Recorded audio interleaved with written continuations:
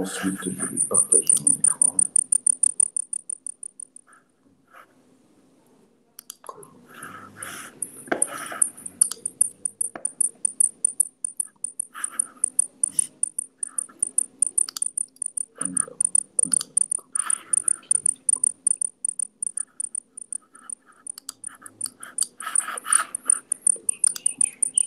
Là, c'est bon pour vous?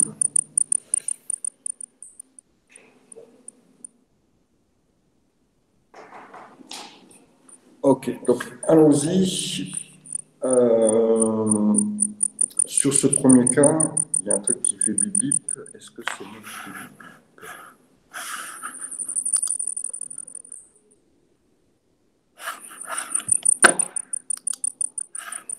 bip? C'est pas mon ordinateur, donc je ne sais pas trop.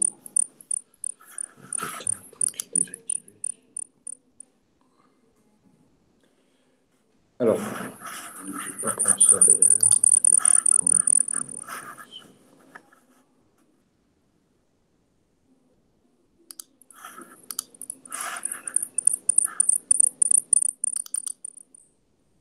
Voilà, je préfère sans correction, c'est mieux. Alors,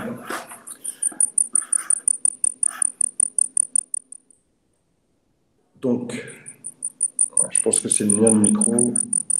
Je vais regarder comment je peux couper ça. Couper le son. Est-ce que là c'est mieux?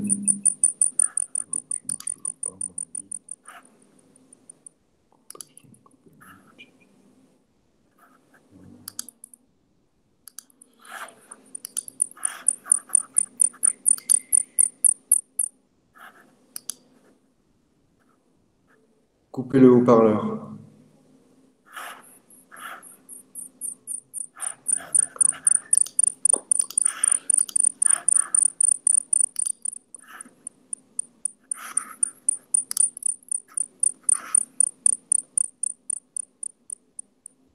Voilà, donc on y va.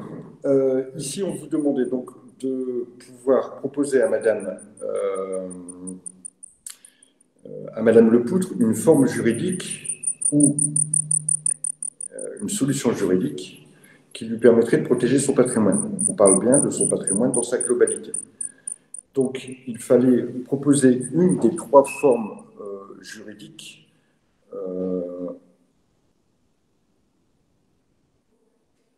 C'est à moi que vous dites ça, on dirait que vous parlez dans un micro. Alors, attendez, on va faire un autre truc. On va essayer un truc.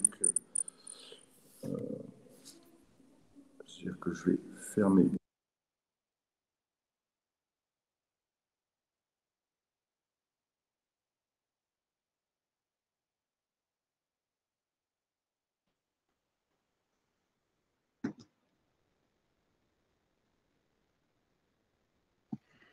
On vous entend plus.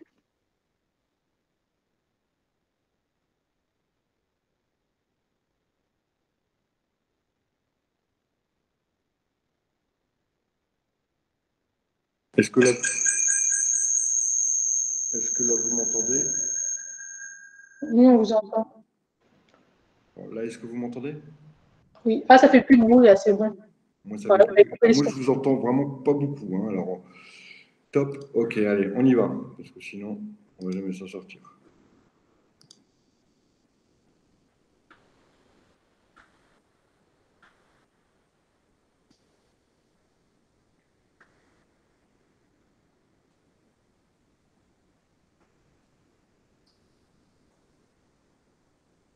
Voilà, donc je disais, dans cette première question, on vous demandait de proposer à Madame Lepoutre une forme juridique qui lui permettrait de protéger son patrimoine. Alors, il faut savoir qu'ici, on vous parlait de l'ensemble du patrimoine, de la globalité du patrimoine. Certains d'entre vous m'ont proposé des solutions, à mon avis qu'ils auraient été chercher sur Internet, de protection du patrimoine par des déclarations d'insaisissabilité devant le notaire. Mais cela ne fonctionne que pour le patrimoine foncier. D'accord? Cela ne fonctionne pas pour le reste du patrimoine. C'est-à-dire, par exemple, si Madame Lepoutre a des comptes en banque, à des livrets, à des placements, ce patrimoine ne peut pas être protégé par des déclarations d'insaisissabilité. Donc, ce n'était pas sur ce terrain, même si j'ai valorisé pour partie une telle réponse, mais à mon avis, ce n'est pas une réponse que vous allez trouver dans vos cours. Parce que jamais on en a parlé en cours. Cette année ou même l'année dernière, si vous avez suivi les cours l'année dernière. Ici, on parlait plutôt d'une forme juridique. Donc, qu'est-ce qu'il faut ici? C'est répondre à la question. Alors, répondre à la question, c'est la protection du patrimoine qui est importante. Donc, il fallait partir sur une des trois possibilités qui protègent le patrimoine, c'est-à-dire l'EIRL, l'entreprise individuelle à responsabilité limitée, le URL, l'entreprise unipersonnelle à responsabilité limitée, ou la SASU, l'entreprise par action simplifiée unipersonnelle, par action simplifiée unipersonnelle. Donc, pour ceux qui m'ont parlé de SARL, ben oui, mais le problème, c'est qu'ici, personne ne vous dit que madame, on vous dit bien qu'elle est toute seule. Donc, pourquoi aller chercher dans une forme où on a besoin de plusieurs associés? Ensuite, il fallait justifier sa réponse. Et c'est là où la justification a posé parfois des difficultés et pour certains a fait perdre un demi-point quand la justification n'était pas complète à mon sens. La justification, elle se faisait, si vous choisissiez l'EURL, par l'inscription et la séparation du patrimoine professionnel du patrimoine personnel par une déclaration qui se fait tous les ans et une déclaration qu'on appelle la déclaration d'affectation. Donc il fallait bien mettre cette notion en justification. Pour ceux qui avaient choisi l'EURL ou la SASU, c'était la création d'une personne morale qui, par conséquence, avait son propre patrimoine, laissant de côté, protégeant ainsi le patrimoine personnel de Madame Lepoutre, puisqu'il n'y avait pas de confusion de patrimoine, puisqu'il y avait la création d'une personne morale. Donc il y avait vraiment cette notion de création de personne morale avec son propre patrimoine qui était importante si on avait choisi l'une ou l'autre EURL ou SASU. Voilà pour la réponse à la première question. Grosso modo, vous avez compris la question, je n'ai pas vu de grosses difficultés là-dessus, simplement peut-être des problèmes de justification qui étaient incomplètes en mon sens. Ensuite, Madame Lepoutre doit embaucher 2 salariés, elle hésite entre un contrat à durée indéterminée et un contrat à durée déterminée. Et là, on vous demande de présenter un tableau qui vous permet d'avoir une comparaison entre les deux. Et on vous dit ce qu'il faut dans le tableau. On vous dit qu'il faut les conditions d'utilisation, on vous dit qu'il faut la durée et le renouvellement, et on vous dit qu'il faut aussi évoquer les cas de rupture. Donc il fallait au minimum reprendre ces 4 rubriques pour répondre à la question. Si vous mettiez des rubriques supplémentaires, certains m'ont parlé des préavis, d'autres m'ont parlé des indemnités de fin de contrat, pas de problème, mais il faut absolument me parler des conditions d'utilisation, puisque, on va commencer par là, les conditions d'utilisation du CDI, c'est un CDI, c'est un contrat de droit commun, il n'y a pas d'utilisation, il n'y a pas de conditions nécessaires, alors que les conditions de recours au CDD sont bien listées par la loi. Au titre de ces conditions-là, on retrouve notamment l'accroissement d'activité, le remplacement d'un salarié malade, etc. etc. Donc il fallait bien me lister les conditions. Et surtout avoir un bloc conditions d'utilisation et bien parler des conditions restreintes légalement par le législateur pour le CDD. Concernant la durée, alors bien sûr, évidemment, puisque le premier est en contrat à durée indéterminée, il n'y a pas de limite. Alors, il n'y a pas de durée déterminée, donc il n'y a pas de limite. Par contre, le deuxième, étant un CDD, il y a donc une limite. J'ai trouvé beaucoup d'erreurs à ce niveau-là, et notamment l'erreur qui me parle d'un contrat, une sorte de contrat de mission, qui est un contrat particulier, dont la durée est au minimum de 18 mois et au maximum de 36 mois. Alors oui, certainement il existe, je vous parlerai aussi du contrat d'apprentissage, tout simplement, qui fait 24 mois. Mais de façon très commune, le CDD a une durée de 18 mois au maximum. Alors ça, c'est le CDD classique. Maintenant, on sait qu'en France, on aime bien faire les choses compliquées, donc à chaque fois qu'il y a du classique, il y a plein d'exceptions. On peut éventuellement parler des exceptions, mais jamais on vous demandera de les connaître. Donc la réponse attendue était que le CDD a une durée maximum de 18 mois, renouvellement inclus, que parfois Certains CDD spécifiques peuvent avoir des durées plus importantes. Bon. Si vous savez, vous en citez un, je vous en cite un. Moi, le contrat d'apprentissage, par exemple, c'est un contrat de 24 mois. Voilà, maintenant, concernant le renouvellement, alors bien sûr, on ne parle pas de renouvellement dans le cadre du CDI, hein, ça n'est pas concerné, puisque si vous me parlez d'un renouvellement dans le cadre des CDI, c'est pas très logique comme réponse. Par contre, on peut parler des 2 renouvellements maximal, concernant le CDD. Maintenant, concernant les cas de rupture, et c'est là où il y avait peut-être, avec les conditions d'utilisation, le plus à dire, on retrouve 3 cas de rupture, si on veut aller dans le détail, 3 cas de rupture concernant le CDI, pardon. Donc, 3 cas de rupture. Non, aussi, 3 cas de rupture. Une rupture à l'initiative du salarié, ce qui s'appelle la démission. Une rupture à l'initiative de l'employeur, qui s'appelle un licenciement. Et une rupture d'un commun accord qui s'appelle la rupture conventionnelle. Voilà. Je perdais mon mot. On pouvait rentrer dans le détail éventuellement, mais au moins c'est ce qui était attendu au minimum. On peut rentrer dans le détail des ruptures à l'initiative de l'employeur en parlant de la rupture due au salarié, c'est-à-dire la rupture pour faute, la rupture due à des conditions extérieures au salarié, par exemple le licenciement économique, etc., etc. Alors, on pouvait rentrer dans ce détail, tant mieux si vous êtes rentré, mais ce n'était pas forcément nécessaire. Ensuite, concernant les conditions de rupture du CDD,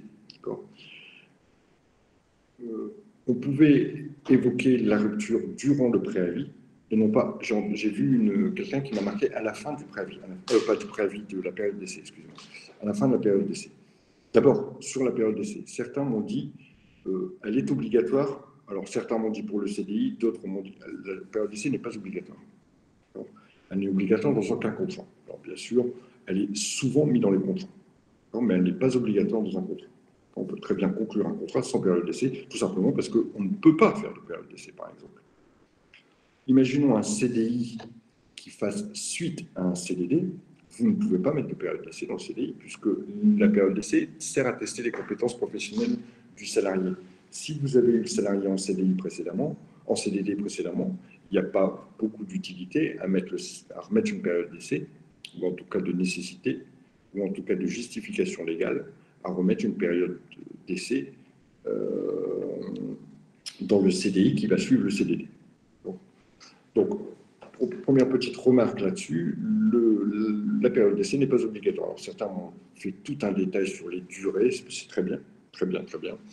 Bon, ici, on ne parlait pas trop de la période d'essai, mais c'est vrai que c'est une des possibilités de rupture du contrat pendant une certaine phase, alors qu'ils soient en CDI ou en CDD d'ailleurs, sous condition bien sûr que la période d'essai soit inscrite dans le contrat.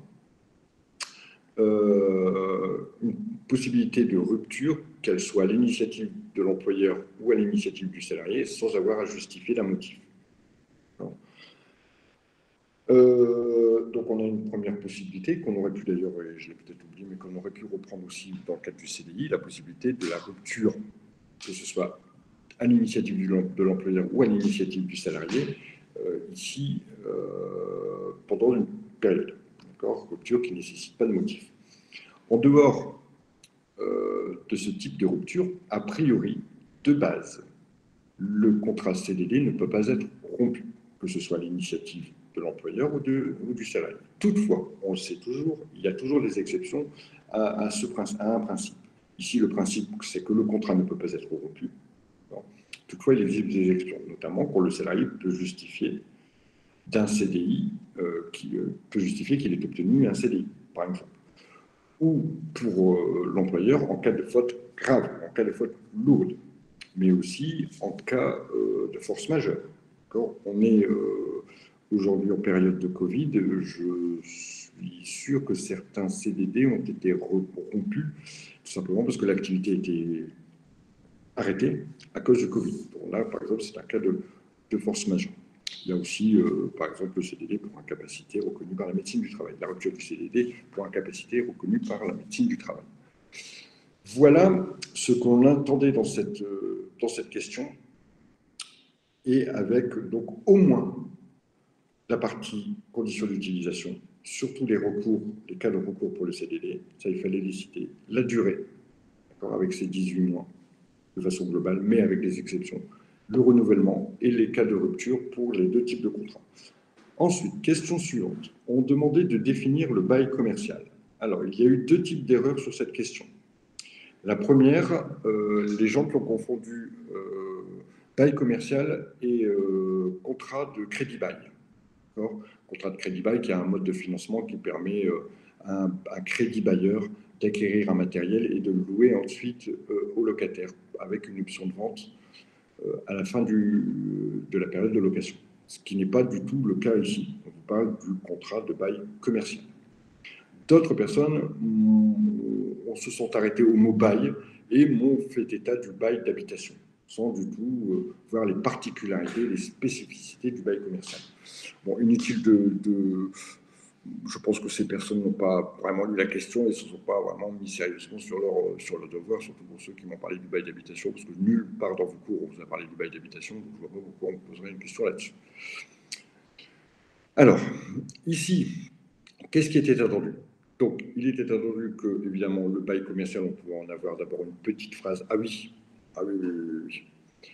J'ai mis au moins 40 fois copier-coller. Et je ne mets pas de point quand c'est du copier-coller. Quand c'est ma règle.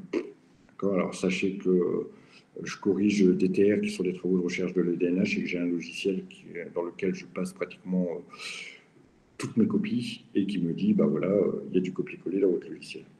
Donc, tous les gens qui m'ont copié-collé, alors pour certains, j'ai mis carrément le site sur lequel ils ont été chercher la définition, j'ai pas mis de point, parce que je considère que c'est pas du boulot, quoi. Okay, surtout qu'il fallait quand même un peu, certains m'ont mis tout le paragraphe, je crois que c'est sur le site, c'est le premier site qu'on fait quand on tape bail commercial, c'est un site, heureusement, plutôt bien trouvé, puisque c'est le site du gouvernement, donc ce sont des informations fiables. Mais ce que j'aurais espéré, c'est retrouver une formulation dans vos termes et que le jour de l'examen, vous n'aurez pas un ordinateur pour faire copier-coller. Donc, il était évident que je ne pouvais pas mettre de points par rapport à d'autres qui ont fait l'effort de faire une définition eux-mêmes ou qui ont trouvé une définition qui est passée à travers les mailles du fil. Donc, le contrat de bail commercial, c'est un contrat qui est conclu entre un propriétaire et un commerçant. Alors, ce qui nous donne déjà une des premières caractéristiques, il faut que ce soit un commerçant en vue d'exploiter un fonds de commerce. Donc, il faut qu'il y ait un fonds de commerce. En vue alors, évidemment, la contrepartie, c'est le loyer, et c'est une des conditions d'existence du bail. Il faut qu'il y ait un loyer, il faut que le loyer soit payé, mais en plus, ce bail dispose de certaines caractéristiques. Ce contrat dispose de certaines caractéristiques. D'abord, sur sa durée. D'abord, sur son local. On va pouvoir parler du local. Le bail commercial exige l'existence d'un local, et en dur, et pas l'existence d'un emplacement, par exemple. Il ne peut pas y avoir de bail commercial sur un emplacement. Si j'ai un morceau de terrain sur lequel il y a une friterie qui veut s'installer, je ne peux pas faire un bail commercial. Il faut qu'il y ait un local, absolument. Mais on attendait surtout deux choses. Peut-être trois. Les cas de rupture. Alors, sur le 369, la possibilité pour le locataire de rompre le contrat tous les 3 ans. On attendait aussi la clause de spécialisation. Donc, il fallait parler que, effectivement, le local était loué pour une activité en particulier et que la modification de cette activité pouvait entraîner, par exemple, l'annulation du bail ou la résiliation du bail. Et que si le locataire voulait modifier son activité, il devait recueillir l'accord du bailleur. Ce qui pouvait entraîner une augmentation du loyer. On attendait aussi sur la clause de renouvellement, qui est un droit, et donc qui est très protecteur pour le locataire. C'est-à-dire que le locataire, au bout des 9 ans, il ne peut pas ne pas être renouvelé. Il n'y a que 4 conditions, et on ne vous les demande pas d'ailleurs, d'accord, s'il y a des gros travaux à faire, si le local est frappé d'insalubrité, par exemple, des choses comme ça, où le bailleur peut annuler le renouvellement automatique. donc pour refuser le renouvellement, sans avoir une indemnité à payer au bailleur, au locataire. Par contre, le renouvellement, si le bailleur refuse le renouvellement en dehors de ces cas prévus par le Code de commerce, en dehors de ces cas, s'il le refuse, alors il devra payer automatiquement une indemnité qui est relativement importante, une indemnité qu'on appelle indemnité d'éviction. Donc ça, c'était une chose importante. La spécialisation, c'était une chose importante. L'encadrement des loyers, c'était une chose importante. Et le principe du 369, c'était aussi une chose importante, quelque chose qu'on attendait sur les spécificités. Alors après, vous m'en avez cité beaucoup. Certains m'ont parlé des risques naturels. Bon, pas forcément ce qu'on attendait. Voilà pour cette partie bail commercial. Ensuite, on passait à une partie un peu plus comptable. Bon, avec, il y avait juste un petit rectificatif sur les questions, mais il fallait bien entendre les questions 2.1 à 2.6, mais ce n'était pas un problème, où on vous présentait un bilan et un compte de résultat. Et ce qu'on cherchait ici, à savoir, c'est est-ce que vous savez où retrouver les informations? Alors, première chose, on vous demandait de commenter l'évolution des créances clients et de la trésorerie. Donc, ce sont des éléments qu'on retrouve à l'actif du bilan. D'accord. En général, vous avez bien vu les choses, alors, à part quelques exceptions de gens qui n'ont pas du tout compris la question, mais la correction va leur permettre de mieux comprendre les choses. Donc, ce sont des éléments qu'on retrouve pour les créances. Les créances, ça veut dire les clients qui me doivent de l'argent et qui n'ont pas encore payé. Ici, on a des créances clients qui, en 2016, s'établissent à 15 500 €, alors qu'en 2015, elles étaient à 5 500, soit une augmentation de 10 000 €. Si vous l'avez traduit en pourcentage, tant mieux. Je crois que j'ai quand même mis la totalité des points, même si vous n'aviez pas traduit ça en pourcentage, parce qu'on ne vous le demande pas forcément, on vous demande de commenter l'évolution. Bon, il fallait quand même bien dire qu'il y avait une augmentation, une nette augmentation des créances clients qui passent de 5 500 à 15 000. Concernant la trésorerie, elle a un fonctionnement ici inverse, puisque la trésorerie a baissé, puisqu'en 2015, on peut la lire, la trésorerie, c'est au niveau de la banque. C'est la banque, c'est ça la trésorerie, c'est ça ce qu'on appelle aussi les disponibilités. Trois termes qui signifient la même chose. La banque, elle, montre qu'il y a un solde de 2 100 € au 31/12/2015 et ce solde est réduit à 800 € en 2016. On voit bien qu'on a un croisement des courbes, les créances clients qui augmentent et la banque qui baisse. Vous avez déjà... Alors, il était inutile de commencer à me donner des explications ici, à ce niveau-là. D'accord. Simplement, on vous dit, ça monte, ça descend, comment vous lisez les chiffres. Ensuite, maintenant, il va falloir identifier les causes de ces évolutions. Alors, la cause, elle a été claire, nette, précise. D'accord. Il y en avait deux de causes, dont une qui était impérative. Puisque précédemment, on vous a dit, voilà, Madame Lepoutre voudrait parmi ses clients figurent de nombreux comités d'entreprise. Les prestations de diététique et sportive sont alors payées fin de trimestre. Après l'envoi de la facture récapitulative, cette formule connaît un succès croissant. Donc en fait, Madame Lepoutre, elle a mis en place une nouvelle formule avec un paiement sur 3 mois. Donc les prestations qui sont commencées aujourd'hui ne seront payées que dans 3 mois. Voilà le problème, voilà où il était le problème, voilà ce qui donnait sens à cette augmentation. D'accord. Donc c'était vraiment le point essentiel qu'il fallait déterminer.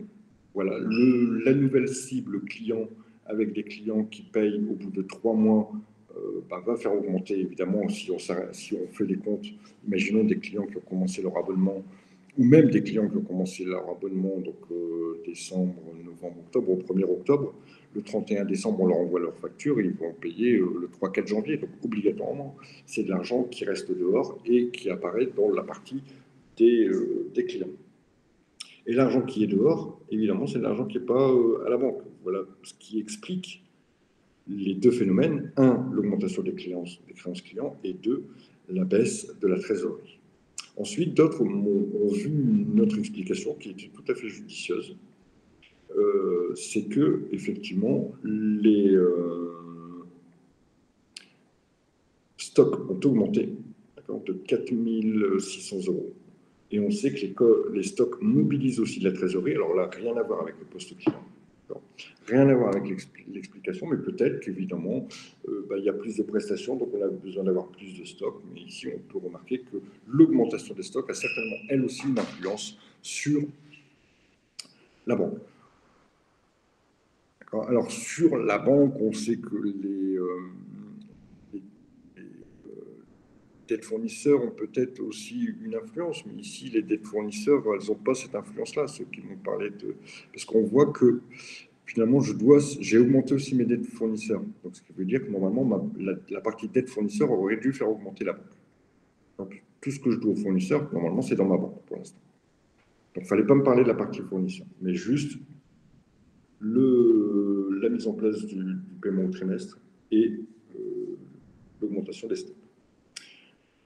Ensuite, donc, on vous demandait de proposer des solutions. Là, il y avait tout un panel à voir pour réduire le délai client, augmenter le délai fournisseur, réduire les stocks, faire du financement bancaire. Alors, certains ont parlé de mobilisation de créances. Oui, très bien. Alors, j'espère que vous savez ce que ça veut dire. Si vous ne savez pas, n'hésitez pas à me demander. Mais si vous l'avez mis, j'espère que vous savez ce que ça veut dire, encore une fois.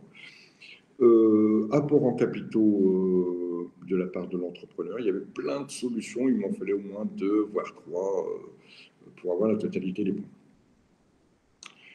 Ensuite, on vous demandait de calculer cette fois-ci le taux d'évolution du chiffre d'affaires et du résultat. Donc, encore une fois, ici, il fallait aller lire correctement les données. Il fallait lire correctement les données, et ce sont des données ici que l'on retrouve dans le compte de résultat. Alors, je vous ai mis à l'écran. Le chiffre d'affaires, lui, il est composé de la vente de marchandises et de la production vendue, donc 141 plus 32. Alors, si vous n'avez pas pris la totalité, si vous n'avez pris que les 141, bon, je crois que j'ai quand même compté bon. Si vous avez pris les 141 plus 32 et les 138 plus 15, j'ai compté bon aussi. Donc finalement, on avait deux totaux, 173 000 et 153 000 qu'il fallait comparer. Comment on compare ces totaux-là? Je vous rappelle, valeur d'arrivée moins valeur de départ sur valeur de départ. Là, ça me donne un pourcentage. Donc il fallait faire 173 000 moins 153 300 divisé par 153 300 et on avait le pourcentage. Je l'ai plus en tête. Voilà la méthode qu'il fallait avoir. Même chose pour le résultat. Et ce qui a pêché ici pour le résultat, c'est de savoir le lire. Où se trouve le résultat? Ceux qui n'ont pas réussi à répondre à cette deuxième partie, c'est parce qu'ils n'ont pas trouvé où était le résultat. Le résultat, il se trouve dans la partie des bénéfices, qui est ici. Il s'est fait par la déduction des produits moins les charges. En 2015, on avait un résultat de 50 €. Et en 2016, on avait un résultat de 12 450 €. Ce qui me fait une énorme variation. Évidemment, je crois qu'on était à 24 800% en plus. Donc ici, on a une petite augmentation du résultat. Je crois que c'était 13%, il me semble, de mémoire. Et 24 000 €, 24 800%. Ce qui était un gros chiffre, ce qui pouvait faire peur. Certains se sont trompés, d'ailleurs, ils m'ont mis 248%, parce que pour eux, ça leur paraissait trop énorme. Mais non, c'est bien ça, ça nous donnait bien 24 800% d'augmentation. Ici, voilà, il fallait bien aller voir lire cette donnée-là, qui comprend le résultat et qui passe de 50 à 12 450. Alors, au niveau des questions calculées, commenter vos résultats, on a une petite augmentation du chiffre d'affaires et pourtant on a une grosse augmentation du résultat, ce qui prouve qu'on a dépassé notre seuil de rentabilité. Que à 153 000, on est. Alors j'attendais pas ça. J'attendais pas cette analyse en termes de seuil de rentabilité parce que je pense que d'abord elle n'était pas attendue dans la correction que j'ai vue. Mais je peux vous la donner quand même. Mais franchement, le seuil de rentabilité, le seuil de rentabilité doit être très proche des 153 300 €. Et dès qu'on l'a dépassé, on commence obligatoirement à faire du résultat. Et ici, on voit que 10% d'augmentation donne 24 000% d'augmentation de résultats, ce qui est plutôt bien. Alors, définissez la valeur ajoutée. Wow, pas très compliqué. C'est un solde intermédiaire de gestion. On prend, dans sa tête, on connaît son calcul, c'est la marge commerciale, plus la production de l'exercice, moins les consommations intermédiaires. Ici, c'est ce qu'on attendait. Donc, on attendait que c'est un indicateur issu des soldes intermédiaires de gestion qui détermine la richesse créée par l'entreprise. Voilà, il fallait me parler de richesse créée. Ça vous donnait un demi-point. Ensuite, il fallait simplement dire que c'était, alors certains m'ont dit, c'est le chiffre d'affaires moins les consommations intermédiaires, ça marche aussi. D'accord. Certains ont passé par ils en tête leur tableau de calcul des soldes intermédiaires de gestion, où ils savent que c'est, et c'était mieux de l'avoir en tête parce que ça permet de répondre à la question suivante, que c'est la marge commerciale qui se calcule, elle, par la vente de marchandises moins les achats de marchandises, et la production vendue, d'accord, qui se calcule par et la production de l'exercice, la production vendue, la production stockée, etc. Moins les consommations intermédiaires. Là, ça me donnait la valeur ajoutée. Ça, c'était l'autre demi-point quand on me mettait quelques formules. Alors, attention, évitez les acronymes. Évitez, j'ai vu, VA est égal à CA moins CI. Ok, mais ça veut dire quoi, CI? Bon, CA, à la limite, et VA, j'arrive à le devenir, mais bon, je sais que c'est consommation intermédiaire. Mais ça, je pense que le correcteur peut vous sanctionner pour ça. Donc, vous marquez consommation intermédiaire, vous marquez chiffre d'affaires et vous marquez valeur ajoutée. Je sais bien que vous serez pressé le jour de l'exercice, mais là, vous aviez le temps, vous auriez pu faire cet effort. Je crois que j'ai sanctionné l'élève. Il n'y en a pas eu beaucoup. Hein. Mais il y a un élève qui m'a dit, la valeur ajoutée, c'est VA est égal à CA moins CI. Ah, ok, monsieur, mais je ne sais pas ce que c'est moins CI. Ensuite, proposer des solutions pour augmenter cette valeur ajoutée. Les solutions, elles passent par finalement la définition. Qu'est-ce que c'est? C'est la marge. Donc, c'est la marge plus la production, moins les consommations. Il faut agir sur tous ces points-là. Augmenter la marge. Alors, vous avez dû, à mon avis, le prendre sur Internet, parce que clairement, quand je vois les mêmes explications, l'histoire du boulanger, c'est à mon recherche de plagiat sur Internet, il n'est pas passé. Hein, il est passé à travers. Je n'ai pas trouvé. Mais alors, ça, c'est dans le cours. Je ne l'ai pas vu parce que je me souviens plus peut-être. Ou on vous l'a expliqué comme ça, maintenant mieux. Beaucoup de gens m'ont fait une explication avec un boulanger et puis la matière qu'il utilisait, très bien. Mais ensuite, il va falloir proposer des solutions. Donc, proposer des solutions, c'est quoi? C'est augmenter la marge. Comment on peut augmenter une marge? Soit en vendant plus cher, soit en vendant mieux, c'est-à-dire en achetant moins cher. Soit en vendant plus cher, en achetant moins cher. Réduire les consommations intermédiaires. Ils font partie du calcul. Augmenter la production. Il faut partie du calcul. Voilà ce qu'on attendait. Beaucoup m'ont dit, oui, alors il faut de la qualité, il faut augmenter la visibilité. Oui, mais tout ça, pour moi, c'est un plan d'action. Pour moi, augmenter mon chiffre d'affaires, si je veux augmenter mon chiffre d'affaires, d'accord, si je veux faire plus de chiffre d'affaires, comment je vais faire? Effectivement, je vais faire un site internet, multiplier les canaux de distribution, faire des offres commerciales, etc., etc. Ça, c'est plutôt mon plan d'action. Mon but, c'est d'augmenter mon chiffre d'affaires. C'est ça qui va augmenter la valeur ajoutée. Parce que je peux faire 10 000 sites internet. Hein. S'ils ne font pas augmenter mon chiffre d'affaires, alors évidemment, c'est le but. Pas toujours. Mais le but, c'est quand même de faire augmenter le chiffre d'affaires. Donc, j'attendais quand même des éléments tels que augmenter la marge, etc. Surtout, l'erreur que j'ai sanctionnée, c'est ceux qui m'ont dit qu'il faut réduire les salaires. La partie masse salariale ne fait pas partie du calcul de la valeur ajoutée. Elle fait partie du calcul du solde intermédiaire suivant qui s'appelle l'excédent brut d'exploitation. Alors, voilà pour la valeur ajoutée. Hop, hop. On va passer au dernier cas. Donc voilà, on vous présentait ici Madame Lepoule qui entend acquérir un local qui fait 320 000 euros et elle veut faire financer ce local par un prêt bancaire. Donc la banque lui propose un prêt à 4% et on vous demande de retrouver par le calcul, parce que dans le tableau, je peux les lire, hein, il y a marqué intérêt là. Pour l'année 2019, alors, ok, vous aviez le temps, il y en a qui m'ont fait pour toutes les années. Bon, ok, hein, évidemment, je ne sanctionne pas, parce que dans toutes les années, il y a Mais évidemment, le jour de l'examen, répondez à la question. Si on ne vous demande pas pour 2020, vous ne dites pas pour 2020. Donc ici, pour 2019, les intérêts, comment ils se calculent? Les intérêts, par le calcul, on fait le capital restant dû fois le taux d'intérêt. Donc ici, il fallait faire le capital restant dû en 2019, 237 349 fois 4% est égal, et on retrouvait le montant qu'on avait ici par le calcul. Bon.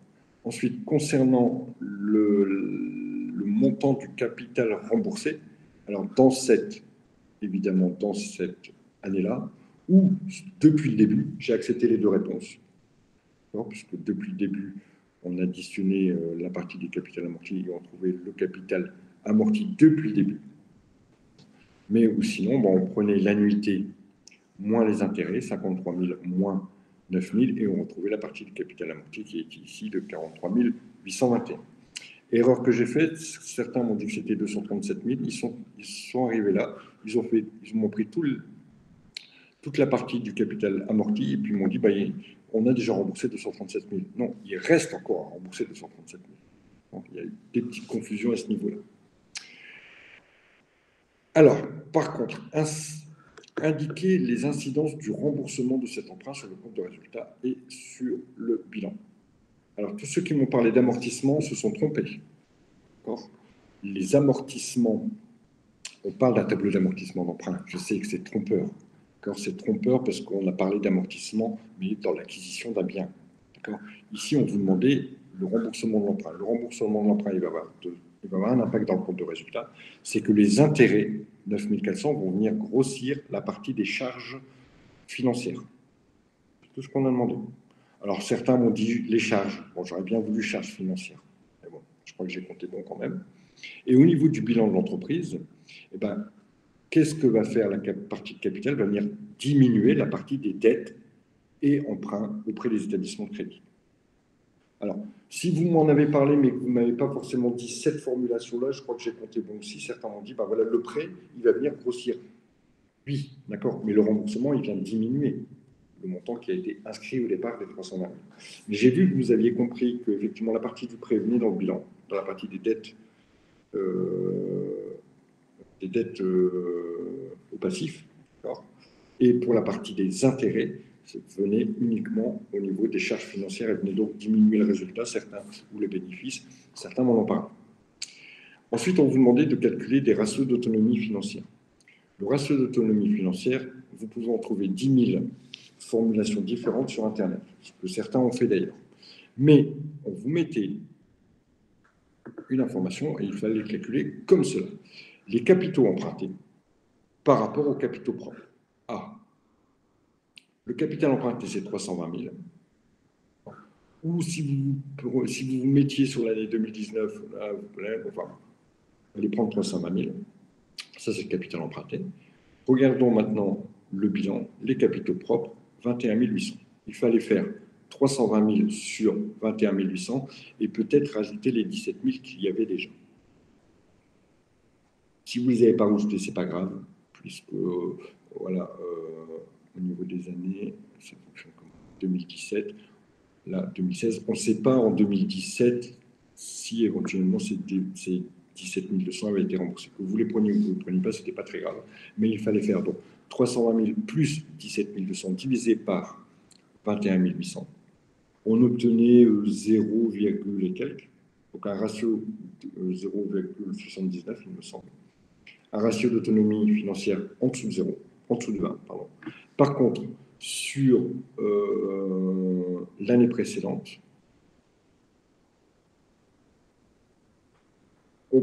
certains me les ont ajoutés. Il ne faut pas les ajouter. Les capitaux propres restent propres à chaque année. Bon.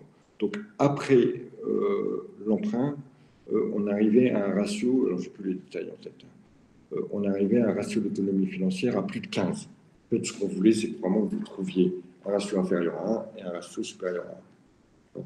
Et ici, on vous donne une indication en plus, dans les informations qu'on vous dit, donne une indication supérieure à 1, il peut traduire un recours trop important à l'emprunt. Et ensuite, on vous dit, voilà, qu'est-ce que vous pensez de la situation?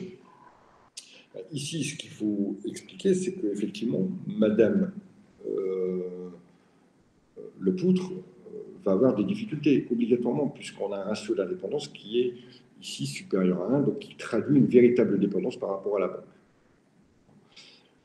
En cela, l'opportunité n'est pas forcément bonne. Alors, si vous me mettiez ça, vous aviez déjà une bonne partie des points, et en plus, peut-être lui proposer des solutions. Qu'est-ce qu'on peut faire? Certains m'ont dit qu'il faudrait retarder pour renforcer les capitaux propres pour justement diminuer ce taux de dépendance. Ou il y avait d'autres solutions, c'est-à-dire qu'elle peut compléter les capitaux propres par un nouvel apport, tout simplement, un nouvel apport en capital ou un nouvel apport qui permettrait de rentrer dans les capitaux propres de façon, en fait, toujours à diminuer cette incidence de l'emprunt, ou diminuer l'emprunt et financer une partie en fonds propres. Donc il y avait des solutions à proposer. Voilà ce qu'on entendait de vous. Voilà, pour la correction et surtout les éléments principaux, il nous reste 10 petites minutes. J'écoute vos questions si vous en avez, par rapport aux copies que vous avez récupérées ou aux différentes choses que vous avez pu lire. Monsieur, y a-t-il des questions? Vous m'entendez? Oui. Oui, voilà, excusez-moi. En fait, moi, j'aurais une petite question par rapport aux cours qui sont sur NetCampus. C'est-à-dire que pour moi, en fait, en début d'année, on avait tous les cours de première année. Et puis maintenant, en fait, on n'en a plus qu'une partie. Alors, donc, par exemple, pour faire l'EDM, si on avait enregistré les cours de première année, il n'y a pas eu de problème. Par contre, sinon, c'était plus compliqué. D'accord. Alors, a priori, vous n'avez pas les cours de première année, c'est ça? Oui, pas l'intégralité, en fait. On n'a pas tous les chapitres. Alors,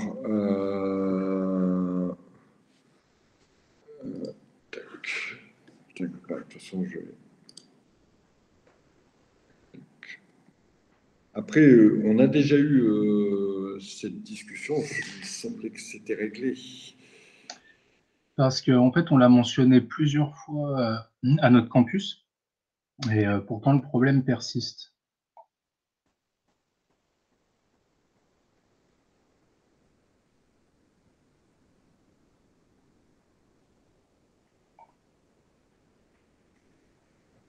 Alors, vous voyez, moi, je ne les ai même plus.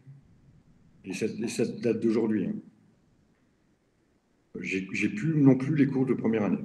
Je ne sais pas pourquoi. Ouais. Donc, je vais vous dire, rapprochez-vous de votre campus manager, signalez-lui le problème. Alors, j'ai mes cours, évidemment, que j'ai fait cette année avec les premières années, hein, évidemment, qui peuvent vous être partagés aussi, hein, sans aucun souci. Je pense que ça peut être très utile aussi pour vous.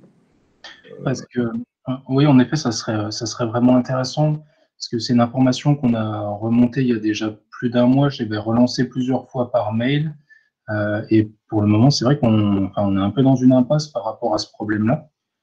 Donc, c'est vrai que si vous auriez des cours à nous donner de votre côté, c'est Moi, j'ai intéressant. des cours, évidemment, que je fais avec mes premières années, qui sont de cette année, et que je peux vous republier.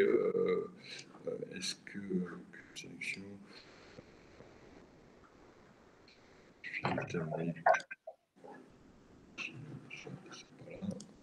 Mais sur NetCampus, alors que j'avais les cours de première année, qui sont les leçons du maître, hein, je les ai, et là je vois qu'aujourd'hui, hier encore je les avais, parce que je sais que je les ai vus, aujourd'hui je ne les ai plus. Et ce qui est un peu bizarre. Donc ça, je pense que c'est de la gestion NetCampus. Dans tous les cas, ce que je vais faire, c'est que je vais vous republier. Je vais voir comment je peux faire, comment je peux vous ajouter, parce que là, c'est que les tiers de première année. Je vais vous donner accès aux cours de première année, que j'ai fait cette année. Et vous aurez accès aux vidéos. Je m'en occupe. Rappelez-le-moi si je ne l'ai pas fait avant la fin de la semaine. On est d'accord? Ça marche pour vous? Ok, super, merci. Alors, je crois que j'avais vu une question de quelqu'un. Je vais passer.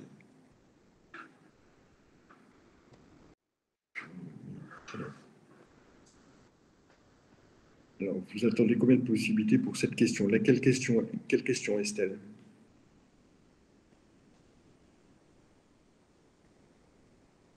Trois et 4 du dernier, là, du dernier exercice?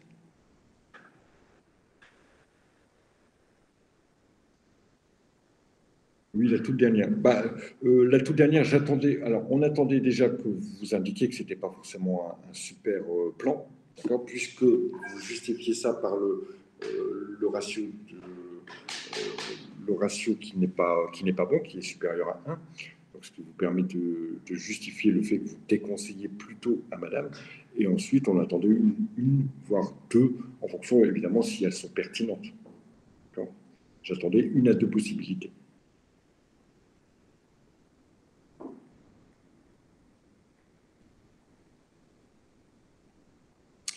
Est-ce que c'est bon?